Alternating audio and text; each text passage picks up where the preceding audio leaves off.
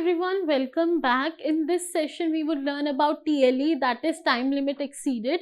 हम सब ने कभी ना कभी TLE की सिचुएशन फेस करी है, तो आज की इस वीडियो में हम समझेंगे that you know why TLE is caused, और अगर वो कॉज हो रहा है तो हम उसे रिजॉल्व कैसे कर सकते हैं. सो आई होप आप सब सुपर एक्साइटेड हैं आज के सेशन के लिए. So without any further delay let's start.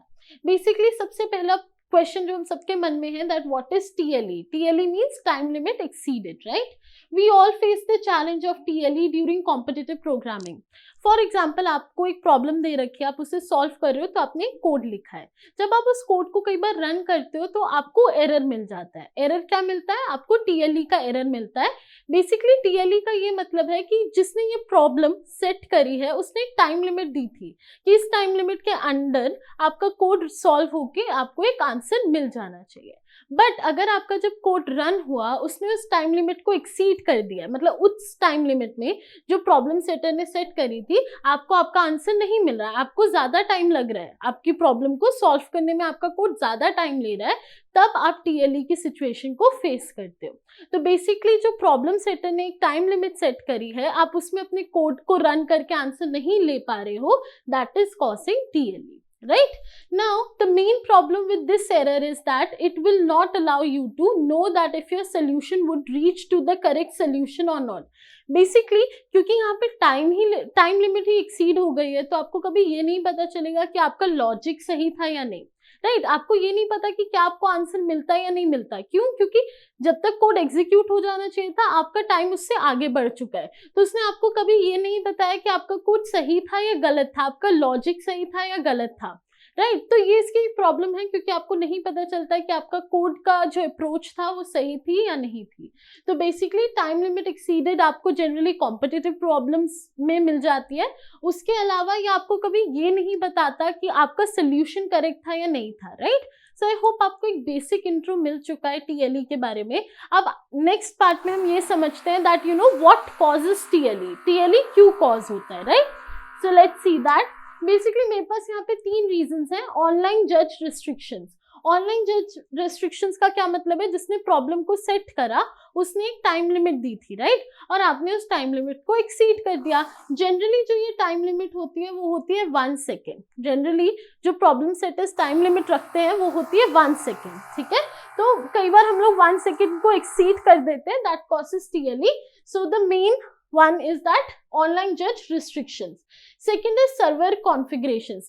Basically ये डिपेंड करता है आपके सिस्टम के OS आर्किटेक्चर पे या फिर जिस प्लेटफॉर्म को आप यूज कर रहे हो कोड करने के लिए, उस पे भी कई बार ये डिपेंड करता है. उसकी वजह से भी कई बार आप लोग जो कोड कई बार क्या करते हो, आप किसी और एडिटर पे अपने कोड को रन करके सॉल्व करके पेस्ट करने की कोशिश करते हो. मे बी आपका कोड उस एडिटर में रन हो रहा था, बट जब आप अपने कोड को सबमिट करने के लिए वापस यहाँ पेस्ट कर रहे हो वो रन नहीं हो रहा. क्यों?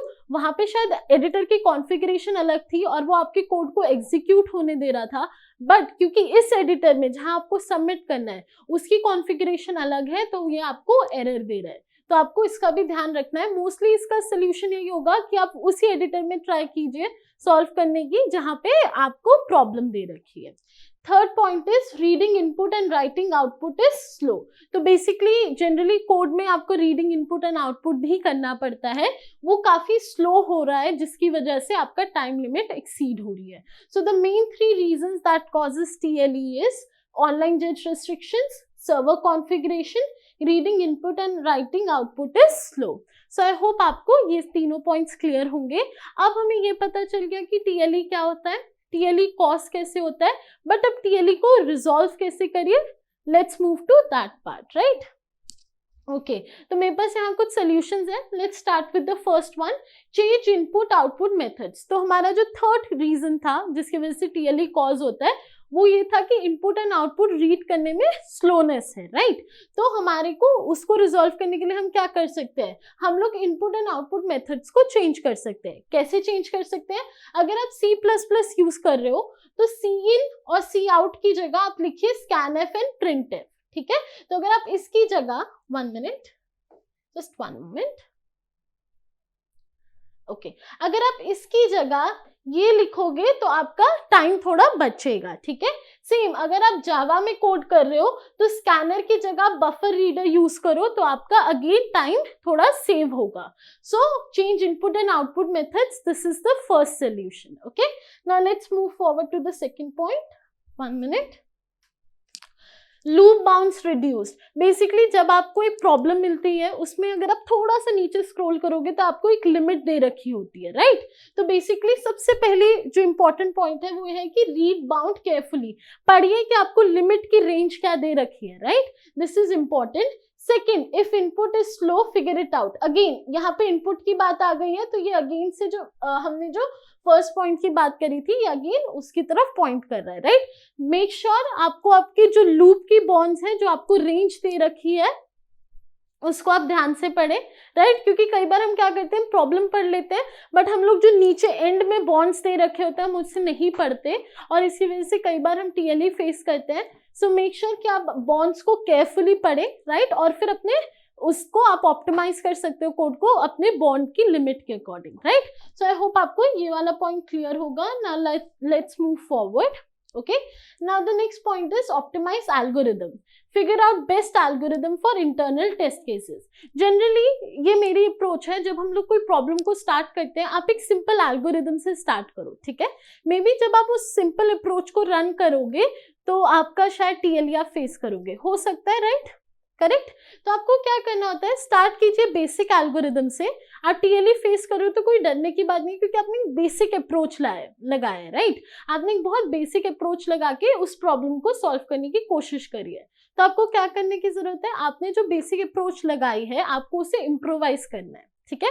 आपकी अप्रोच लग चुकी है, आपको सोल्यूशन मिल चुका है एक तरीके से, अब आप उसे इम्प्रोवाइज करते रहिए ताकि आप टीएलई को ओवरकम कर सके।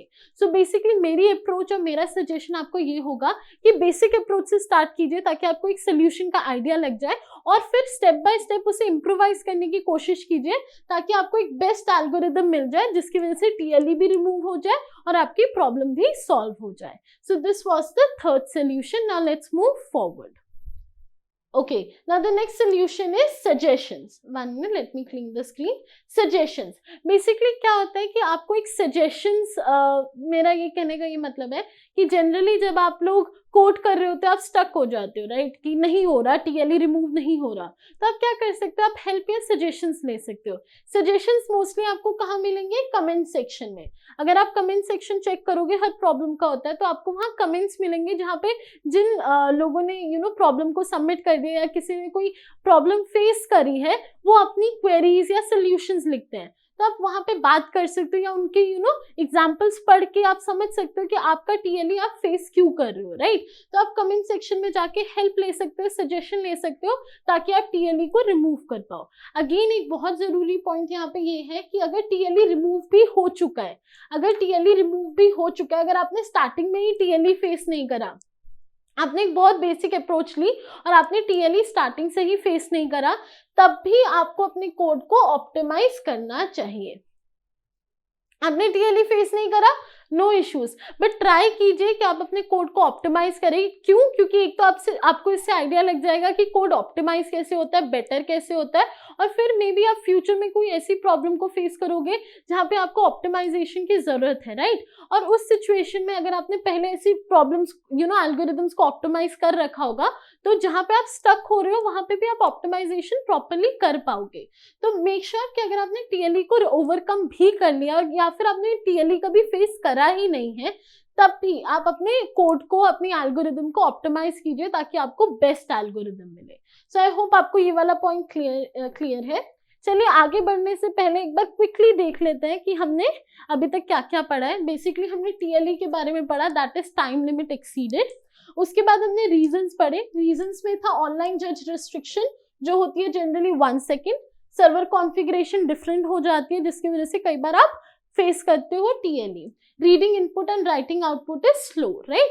So these were the 3 reasons that causes TLE, right. चलिए आगे बढ़ते हैं। मैंने आपको सोल्यूशन बताया। पहला सोल्यूशन है कि आप इनपुट एंड आउटपुट के मेथड्स बदल दीजिए। सी इन मतलब C++ में सी इन और सी आउट की जगह स्कैनएफ एंड प्रिंटएफ, जावा में स्कैनर की जगह बफर रीडर यूज कीजिए। आगे बढ़ते हैं। नेक्स्ट था कि आप लूप की जो बाउंड्स आपको दे रखी होती है, जनरली हम उसे स्किप कर देते हैं, आप उसे स्किप मत कीजिए, उसे ध्यान से पढ़िए, तभी आप एक अच्छी एल्गोरिदम बना पाएंगे। आगे बढ़ते हैं। ऑप्टिमाइज द एल्गोरिदम, आपने एक एल्गोरिदम लिखी है बट वो बेसिक है, उसे ऑप्टिमाइज करते रहिए ताकि आपको एक बेस्ट एल्गोरिदम मिल जाए जो टीएलई को ओवरकम कर ले। आगे बढ़ते हैं to the next point, suggestion से हेल्प लीजिए। बेस्ट सजेशन आपको मिलेंगे कमेंट में, जहाँ पे आप बाकी लोगों के कमेंट्स पढ़ के उनसे हेल्प लेके अपने टीएलई की प्रॉब्लम को रिजॉल्व कर सकते हो। इसके अलावा अगर आपकी टीएलई का प्रॉब्लम रिजॉल्व भी हो गई है तो मेक श्योर कि आप अपने कोड को तब भी ऑप्टिमाइज कीजिए ताकि आपको एक बेस्ट सोल्यूशन मिले। Now let's summarize today's session, right? Let's summarize it. So basically, the more you learn and explore the coding world, the more you learn and explore the coding world.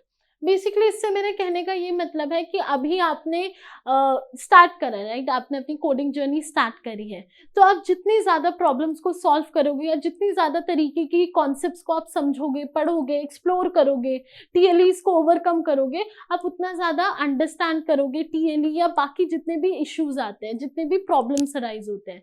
तो make sure अगर आपको एक अच्छा programmer बनना है, एक अच्छा coder बनना है, मैं कह सकती हूँ, तो आपको क्या करने की ज़रूरत है? आपको ज़्यादा प्रॉब्लम्स करने की ज़रूरत है, ज़्यादा कोडिंग के कॉन्सेप्ट्स को एक्सप्लोर करने की ज़रूरत है, क्योंकि जितने आप कोडिंग के कॉन्सेप्ट्स ट्राई करोगे, जितने आप प्रॉब्लम्स को सॉल्व करोगे, उतने अच्छे आप होते जाओगे। और फिर मे बी एक टाइम आएगा जब अगर आपने एक टीएलई फेस भी करा, आप क्विकली अपने कोड को ऑप्टिमाइज कर पाओगे और उसको रिजॉल्व कर पाओगे। स्टार्टिंग में शायद आपको काफ़ी प्रॉब्लम्स आए, शायद आप एकदम टीएलई को रिजॉल्व ना कर पाओ, आपको हेल्प लेनी पड़े, राइट? बट आपको हार नहीं माननी है, आप प्रॉब्लम्स को सॉल्व करते रहिए एंड आई एम श्योर एक टाइम ऐसा आएगा जब आप टीएलई एकदम खुद से रिजॉल्व कर दोगे विदाउट एनी हेल्प, राइट? सो मेक श्योर आप प्रॉब्लम्स को सॉल्व करिए, नए नए कॉन्सेप्ट्स पढ़िए, अपने कोड को ऑप्टिमाइज कीजिए so that you become a great programmer. Now let's move forward. So guys I hope आपको टीएलई के कॉन्सेप्ट में कोई डाउट नहीं होगा। आपके जितने क्वेरीज होंगी टीएलई से रिलेटेड वो आज के सेशन में क्लियर हो गई होंगी and you guys have enjoyed today's session. अगर आपको आज के सेशन में मजा आया है so make sure you click on the like button and do subscribe our channel and thank you so much everyone for joining me today. Thank you.